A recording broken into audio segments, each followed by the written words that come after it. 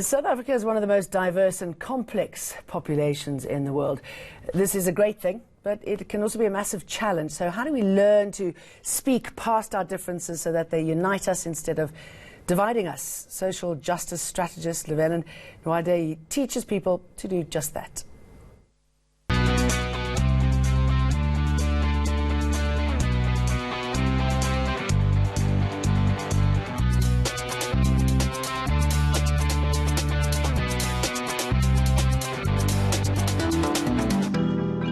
Lovelyn Nwadeyi is a social justice strategist, and I have no idea what that is.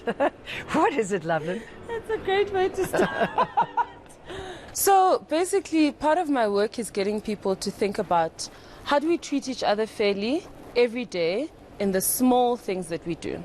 So my aim is not to overhaul buildings and overhaul systems, etc., but I believe that individual people make up a system. So the agreements that we make between each other of how I'm going to treat you regardless of your race or your gender or your sexuality, all of those small things essentially constitute social justice.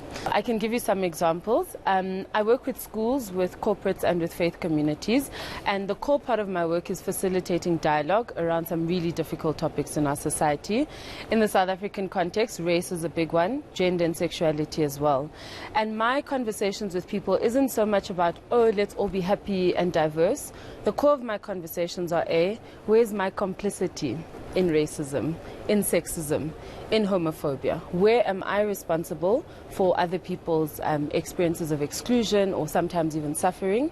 And what are the steps that I can take to actually change that? So I'm not trying to have conversations with people about, how am I a better person or how can I absolve myself from the reality. But mine is to help people create a safe space where we can find each other in those conversations. And how do you do that? For me, I think it's important that we ask different questions. So typically when we've got conflict situations about race or gender, we're always looking for whom to blame. And so we'll always say, who's done that and how are we going to punish them? But I think it's important for us to ask different questions. And part of restorative justice, which is sort of the overarching principle of what I do, restorative justice demands that we ask different questions, right? So we ask who's been hurt, what are their needs, and whose obligations are there. And that kind of questioning brings everybody into the room and everyone into the conversation. As South Africans, we've all been hurt by racism. For sure in different ways, with different consequences, but we've all been hurt by it. Same as sexism, same as homophobia. And the moment you open up a space where everyone can say, I recognize this is my piece of the conversation to own, you recognize this is your piece of the conversation to own, we slowly start to see how we can find each other and we can co-create solutions for ourselves. And I guess it takes people different amount of time to get to that point, but I should imagine it's pretty satisfying when they do eventually get there and they understand their role. Yes, and so part of it for me is that I don't just throw questions at people.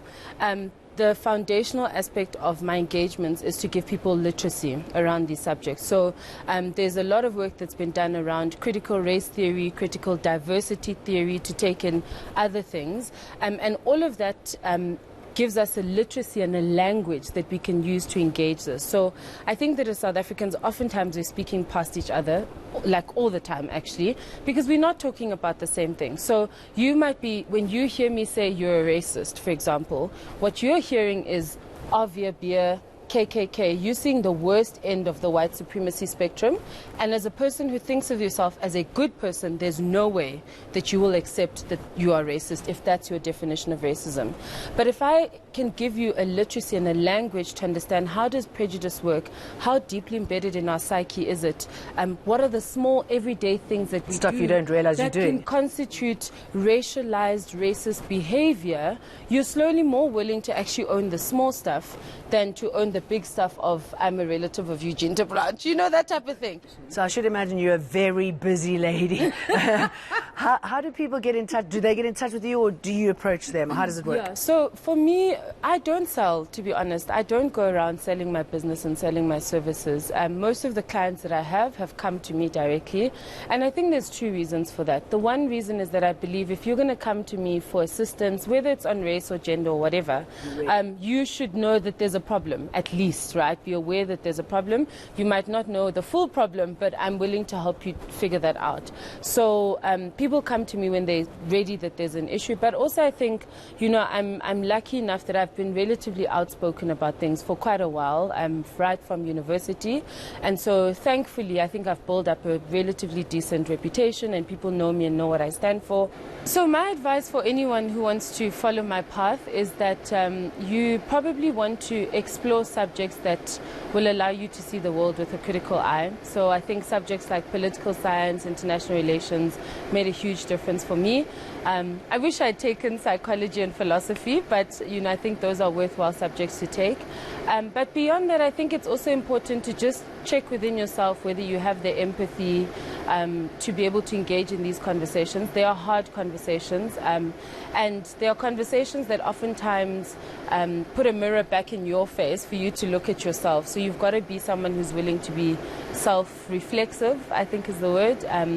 And then I think the final part is just to say that you've got to approach the work with a genuine belief that people have the capacity to change, that people are good, and that the world can be better beyond what us as humans have constructed it to be.